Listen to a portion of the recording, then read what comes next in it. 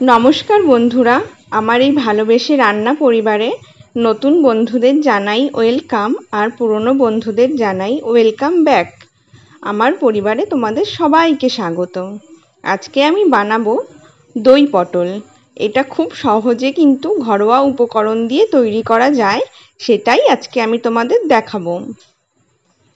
তো প্রথমেই দেখো আমি পটলগুলোকে খোসা ছাড়িয়ে নিয়েছি, আর খোসাটা কিন্তু আমি পুরোপুরি ছাড়াইনি, কিছুটা রেখেছি আর কিছুটা তুলে নিয়েছি। আর পটলের দুই দিকে আমি একটু চিড়ে নিয়েছি।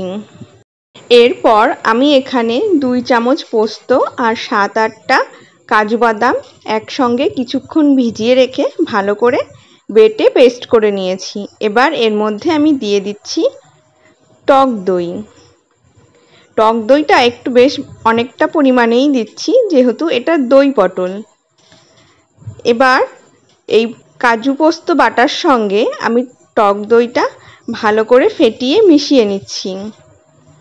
এরপর একটা বাটিতে আমি নিয়ে নিচ্ছি 1 চামচ আদা বাটা, পরিমাণ মতো লঙ্কার গুঁড়ো, হলুদ গুঁড়ো, জিরে গুঁড়ো, ধনে গুঁড়ো, নুন। এবার সামান্য একটু জল দিয়ে মশলাটা আমি গুলে রাখছি।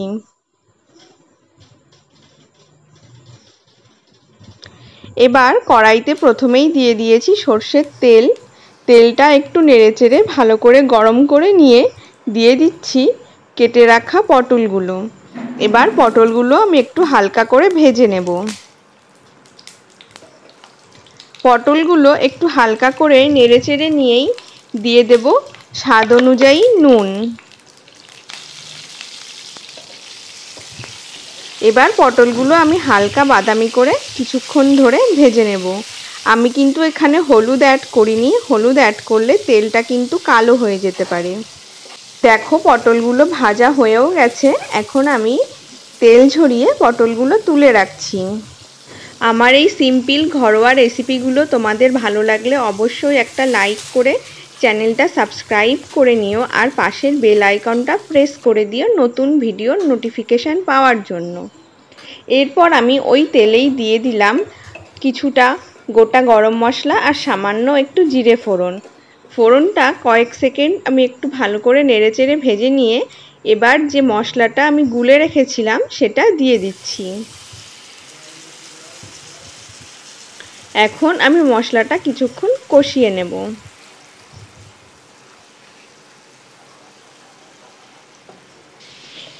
মশলাটা দেখো অনেকটাই কষানো হয়ে গেছে, আমি কিন্তু পুরো কষাইনি। এরপর আমি দিয়ে দিচ্ছি ভাজা পটলগুলো। এবার এই পটলগুলো দিয়ে একসঙ্গে মশলার সঙ্গে কষিয়ে নেব। এই দই পটল কিন্তু খুব কম উপকরণে কিন্তু খুব টেস্টি একটা রেসিপি। তোমরা অবশ্যই বাড়িতে মাঝে মধ্যে এটা তৈরি করে খেও, খুব ভালো লাগবে। যে কোনো নিরামিষ দিনে ভাত, ফ্রাইড রাইস, বাসন্তী পোলাও এর সঙ্গে তোমরা এই দই পটলটা কিন্তু খেতে পারো। দেখো পটলের সঙ্গে আমার মশলাটা প্রায় কষানো হয়েই গেছে, আর মশলার থেকেও তেল ছেড়ে দিয়েছে। এখন আমি এতে দিয়ে দিচ্ছি কাজু পোস্ত আর দইয়ের মিশ্রণটা। এবার এই একসঙ্গে সব কিছু আমি ভালো করে নেড়ে মিশিয়ে নেব। বেশ একটু কিছুক্ষণ ধরে আমি মেশাবো। এই সময় কিন্তু গ্যাসের ফ্লেমটা লোতে রাখবে, কারণ এখানে কাজু বাদাম বাটা আছে আর এটা কিন্তু কড়াইতে তলায় লেগে যেতে পারে।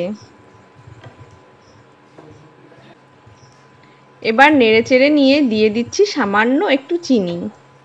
তোমরা চাইলে এই সময় একটু জলও অ্যাড করতে পারো। আমি সামান্য একটু জল দিয়েছিলাম, সেটা দেখানো হয়নি।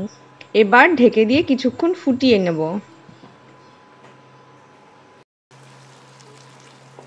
দেখো পটলটা খুব ভালো করে সেদ্ধ হয়ে গেছে, আর দই পটলটা কিন্তু আমার প্রায় তৈরিও হয়ে গেছে। এখন হালকা করে একটু নেড়েচেড়ে নিচ্ছি। এবার এটা আমি নামিয়ে নিয়ে গরম গরম পরিবেশন করব। আমার রেসিপিগুলো ভালো লাগলে বন্ধুরা তোমরা কিন্তু অবশ্যই আমার পাশে থেকো, আর পাশে থেকে আমাকে নতুন নতুন আরও রেসিপি ভিডিও তৈরি করতে উৎসাহিত করো। দেখো তৈরি হয়ে গেছে খুব সহজেই দই পটল। রেসিপিটা কেমন লাগলো কমেন্ট করে জানিও। ফিরে আসবো আরও নতুন নতুন ধরনের নতুন নতুন রেসিপি নিয়ে। ততক্ষণের জন্য ভালো থেকো, সুস্থ থেকো, আর আমার ভিডিওটা পুরো দেখার জন্য ধন্যবাদ।